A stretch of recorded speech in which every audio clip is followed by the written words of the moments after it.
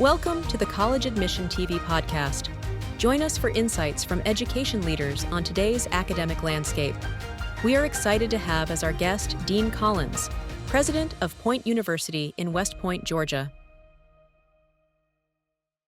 Well, I always like to start off with your personal journey and your path to the presidency. Can you talk a little bit about who are the mentors that helped shape you? Yeah, that's a great question. And mentors are a huge part of anyone's success. I was fortunate that early in my life, through the church and through school and community friends, there were people that invested in me. One that I think of is a gentleman named Bill Redman, who was he was a pastor when I was a kid. He was my pastor, and then he became the director of a Christian church camp in Lake Wales, Florida. And he invested in me heavily. His father happened to have been a previous president of Point University, and without Bill's influence, I'm not sure that I would be who I am today. So Bill's one of probably a dozen people that I could name. So, the tenure that you have had at Point University, you're about 17, 18 years, is that correct, as president? Yeah, I'm in my 18th year right now. Okay, so I think I could say that's pretty rare to find presidents at an institution, that have been able to really sustain and be in place for as long as you have. Can you, I know there's many factors, but can you name just a couple of factors that you can point to say, hey, you know what, here's a couple of things that really allowed me to, that longevity to be in place and also see Point University, be successful? Yeah, that's a great question. I think the going rate on the president's tenures, maybe 3 or 4 years, used to be 6 or 7, and it keeps shrinking. So it is unusual. And I've often called myself the reluctant college president, meaning it was not anything that I ever was aspiring to do or to be. I wasn't in higher education. I don't come from higher education. And I took this job as a favor and a sense of calling as an interim president. And I was told that might be 6 months to a year while they did their search back in April of 2006. And what I found, and this kind of gets to the answer to your question, is while I wasn't particularly interested in higher education, what I realized was I was presenting a lot of ideas and strategies that were out of the box, and the board was 100% behind me. And so at some point, there's this moment where you realize, well, if they're all following you, then you must be leading. And if you're leading, maybe this is your calling. And after literally 3 years of resisting being the president, I said, okay, I'll do it. Because I owned a consulting business, and I was consulting, and I just sort of saw this as kind of an extension of that for a minute. And it is my alma mater, and I was going to help, but it became much more than that. Yeah, no, absolutely. Now, are you still meeting with prospective students, families, when they're looking to make their decision? Again, whether they're non-traditional or traditional age students. Yeah. What I tell our team in admissions and in recruitment is no matter how busy I am, if you see me on campus and you have a recruit, I want to meet them, because I want them to know who we are and that we care, and that honestly that you have access. We're all in this together. And so if they happen to forget, I'll walk over and say, hey, coach, tell me about this, player. Tell me about, the student. Where are you from? And I'll engage with them that way, because one of the benefits of going to a private small college, and particularly I think a faith-based one, is the personal attention you get. I went to University of Central Florida, then I went to this institution, then I went to grad school at Auburn. And those are fine schools, but you can get lost in the masses of people. You can walk into classrooms where there are hundreds of people, where the professor's never going to know your name. But in an institution like Point University, lots of people are going to know your name. You know, there's a good chance I'm going to know your name and sit down with you at lunch, you know, one day and talk about your story and why you're here. You know, in a smaller faith-based community like Point, we feel like that's what we excel at, that personal attention. So what's the number one question that you get from parents or students? Well, comically, it's my name. You know, my name is Dean. And so I am constantly called Dean Collins, because they don't associate that that's not my name. They think it's my title and it's my name. So that's kind of a funny thing. But the number one question I get from a prospective student, I think it's always about the community. It's really not about the major. And I'm also a president that's maybe a little bit odd in that unless you're in a very specialized area, I'm not sure that it really matters what your degree's in. It's that you go through the experience, that you learn how to be a continuous learner, that you learn how to build relationships. And those are the things that will bring you success in almost any field. So when a student comes, when a parent comes, it's all about who they'll be in this community. What's this community like? What's our little town of West Point like? How much the town cares about the students? What your opportunities are in these environments? Mm-hmm, mm-hmm. How do you define student success? For the student or for the institution? How about both? Let's start with the student. Yeah, well, for the student, and I guess it is going to be a very similar answer, you know, persistence, right?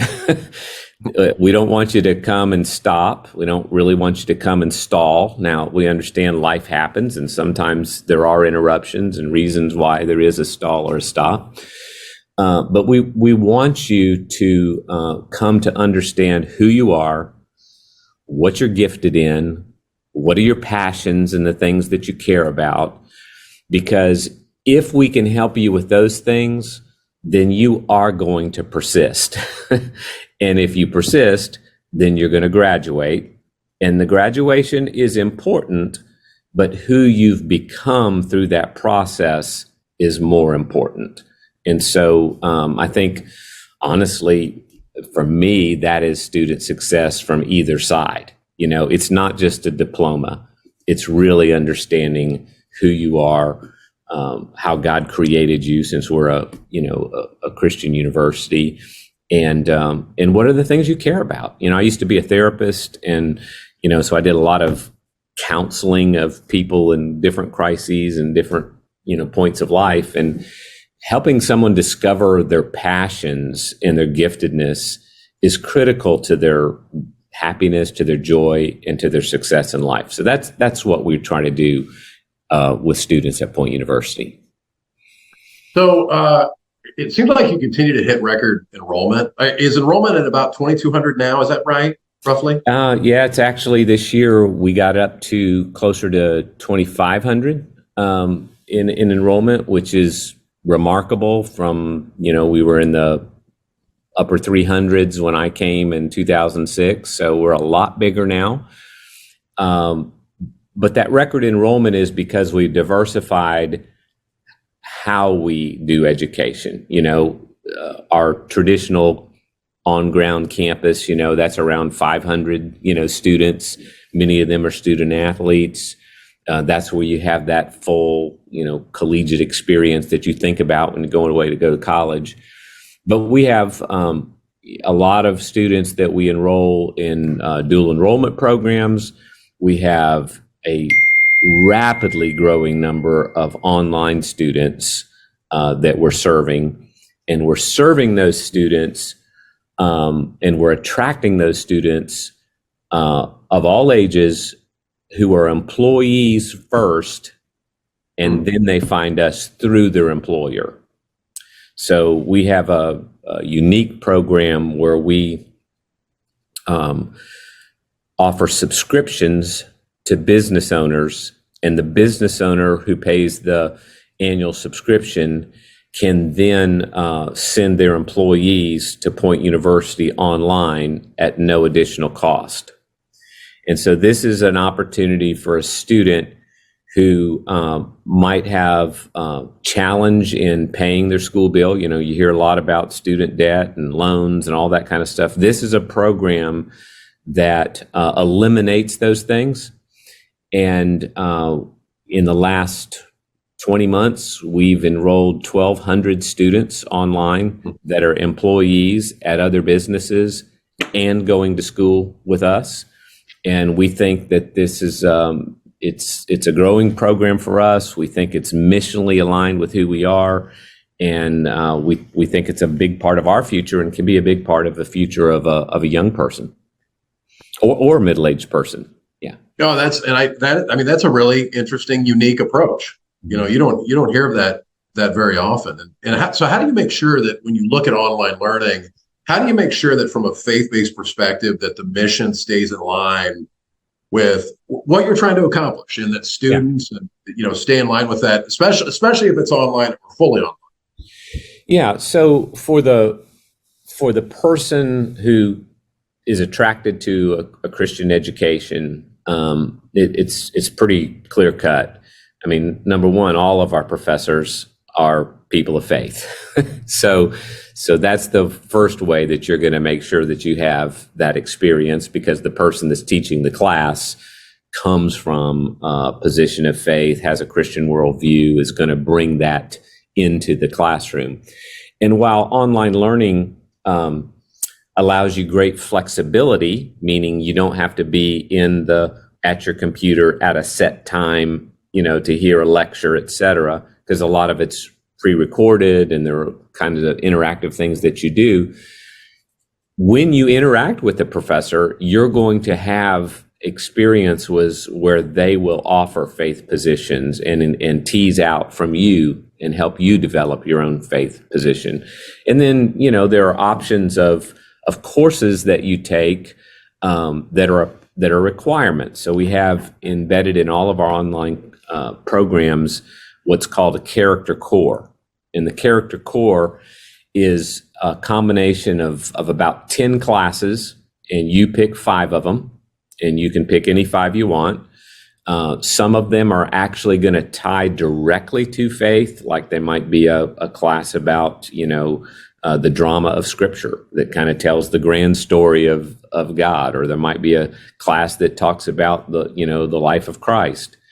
But there are these other classes that focus on certain character aspects, like servant leadership, like moral and ethical thinking and behavior. And so you pick from these 10 classes 5 that you want to take. And so you're getting basically a minor in things that are rooted in character and rooted in truth and faith as a part of your degree program, regardless of what your major is. So from a career standpoint, in 5 or 10 years, there's going to be jobs in place that don't even exist today. And on that flip side, there's jobs today that aren't going to exist, in 5 or 10 years. So how do you make sure that students are career ready? Well, I think that has more to do with how the student develops as a person and as a learner than it does what their major is. And I'll use myself as a case in point. I started as a music major, at University of Central Florida. I dropped out of college because I didn't have enough. I was on my own, didn't have the funds to do it. I traveled around for, most of a year doing, music in churches and things. And then I came back to school. Well, when I came back to Point University, it was a very small school and it only had a couple of majors. And basically they were ministry-oriented majors. So that's what I did. It was mostly a focus in Bible. Now, I went to grad school and I studied counseling and marriage and family therapy. All right, those are all important pieces of this puzzle. I have and this is not bragging, I'm just saying what can happen and why it doesn't matter. It's about who you are and who you become. I've started a nonprofit that's still running at Auburn University. It's a campus ministry, 40 some years later. I started a Christian counseling center and network. I owned my own business for a number of years. I've worked as an executive over human resources in a publicly traded company, and now I'm a college president. And there's no degree that I told you that qualifies me for any of those things. But 4 years later, I've done all of those things because what I learned was how to learn, how to take risk, how to build relationships, how to communicate effectively. And any student that learns those things is going to be successful in a number of things.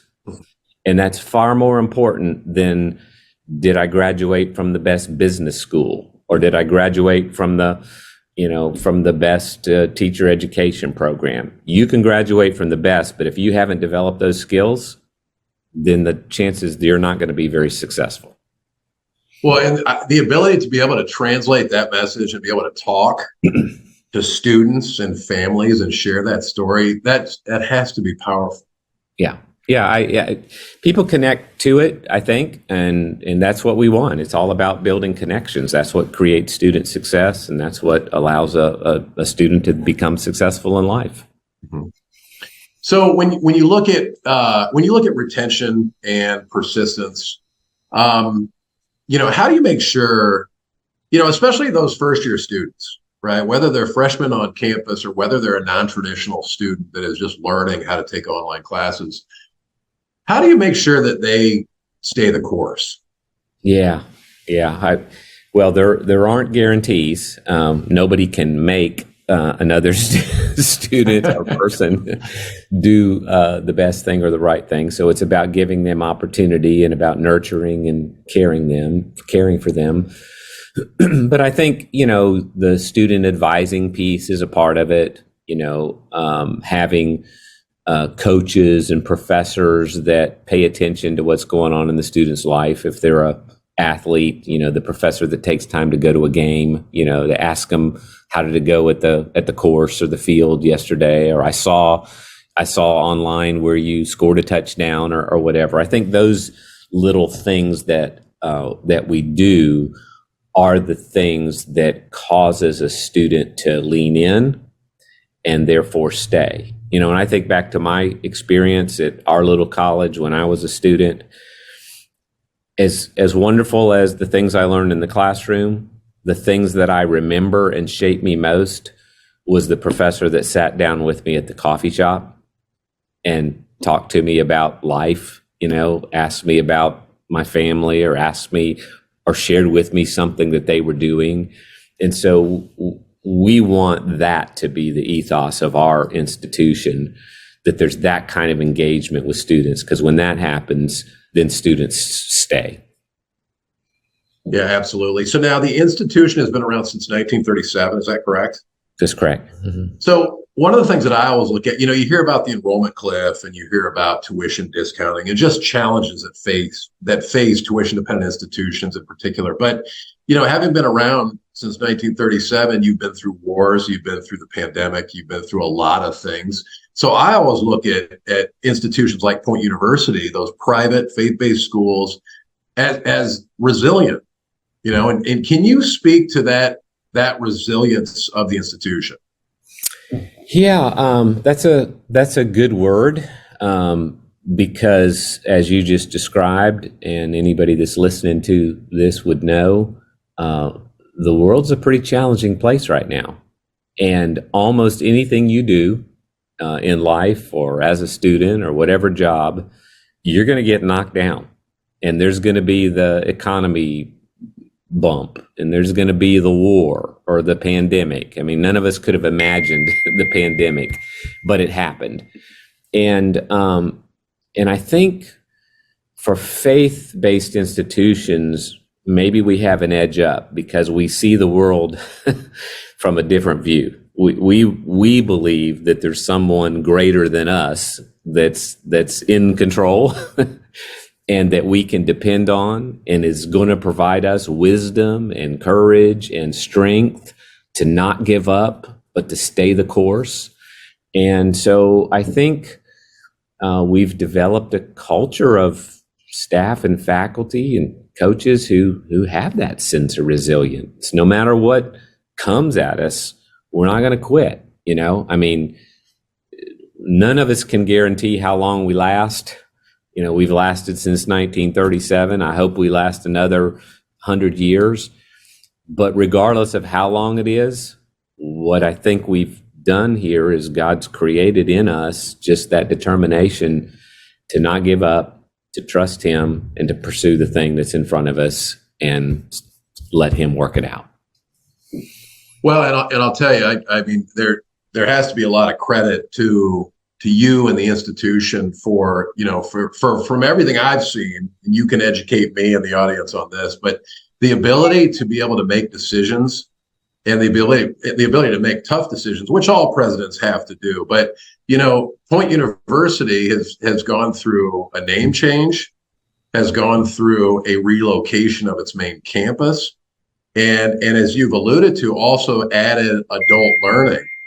And so I bring those three items up because depending on the institution, those are not the easiest things to move forward in a efficient way, if you will, in a number of cases. Oftentimes if those changes happen, they take years and years and years with a lot of internal battles, if you will. Right. So, again, I don't want to make any assumptions because I'm sure those decisions weren't easy. But can you talk a little bit about, and maybe just go through some of those items? I mean, how difficult was it to, for the name change or for relocation or for adding adult learner programs? Yeah, well, none of them were easy, and all of them create a little bit of fear and panic at times. But I think the way I've tried to lead is that if we keep trying the same thing over and over again, we're never going to change this thing, And so I presented to our board when we began to think about this. I just helped them understand the moment we're in. So in the relocation, I had consultants come in and assess the value of our property and tell me what we needed to do to this campus in order to have the quality of campus that would attract and retain students. And we got those numbers back. I presented it to the board. And in that case, we were a college less than 400. So the data said if we were going to be a college of 400, we were going to need to spend $17 million. If we wanted to be a college of 800, we were going to need to spend $35 million. If we were going to be a college of 1,200, we were going to need to spend $50 million. And so then I posed the question to the board, pick one of those paths and tell me if you believe that we should invest that kind of money in this dirt when we're landlocked in a residential neighborhood and hard to find. And when you put it that way, all of a sudden 30 trustees said, we need to move. And so we did the next step, announced that we're going to move. We didn't know we were going to go, but we knew we couldn't stay. And so once we announced we were going to move, it started a process of different communities and mayors and cities and county commissioners calling us and saying, well, what would it be like for you to come here? And that's just an example of when you have to make a decision to change, just evaluate first what the cost is of staying the same. And usually it will give you the courage to take the step to change because what you're doing isn't working. Absolutely. Now, do you ever get confused with High Point University or Point Park University? Yeah, I wish they'd send some of the checks they send to High Point University to Point University. It's a lot cheaper to come here than it is High Point University, although that's a fine school. we occasionally get that confusion when somebody does a Google search. But So how far, and I only ask this because I'm about 20 minutes south of Nashville. How far are you from Tennessee, Nashville? from Nashville, about 5 hours or a little under 5 hours from Nashville. Yeah. Okay. And we've got So- students from Nashville. Yeah. Okay. Okay. Well, it looks like, I mean, a majority of students, and correct me if I'm wrong, but you have roughly 46% that are in-state. And so there's a good mix between in-state and out-of-state. Is that fair to say? Yeah, part of that's driven by the amount of online students we have. So in our residential campus, I'll bet it's more like 79% or maybe upper 60s of Georgia. And then the rest would be mostly regional. Although we do have 40 international students on our main campus, which is a pretty neat thing to experience. Because if you think about our residential campus of being more like 500, 40 international students is a big number. Yeah. And then when you consider that we've been successful in being a campus that's culturally diverse, so we're 50% non-Caucasian. So there's rich diversity here, and I think that's part of what is attractive to some who want to experience the real world that we're living in. You can come here on our campus and experience that. Well, and I think that is, that's so distinctive to be able to have that. And I do know that typically when I talk to senior administrators or presidents, whenever we discuss diversity and inclusion, that doesn't mean anything without belonging. Mm-hmm. Yeah. Yeah. We want you to give a place to belong. And we have the diversity that I think creates that possibility of belonging, because you will see people like you. You will be taught by people like you. And you're going to be taught by people different than you, which is really important. If we're ever going to change the tone of the conversation in our country, in our world, we have to learn to communicate across cultural barriers and division. So where do you see Point University in 10 years? I hope they have a new president, because there'd have been a long interim by then, 10 years from now. I think the subscription model that we've created is going to continue to grow. I think we'll see some growth in traditional on ground, but I think we're likely to be that small community on ground and a very big community online. And it wouldn't surprise me if it's several thousand students online.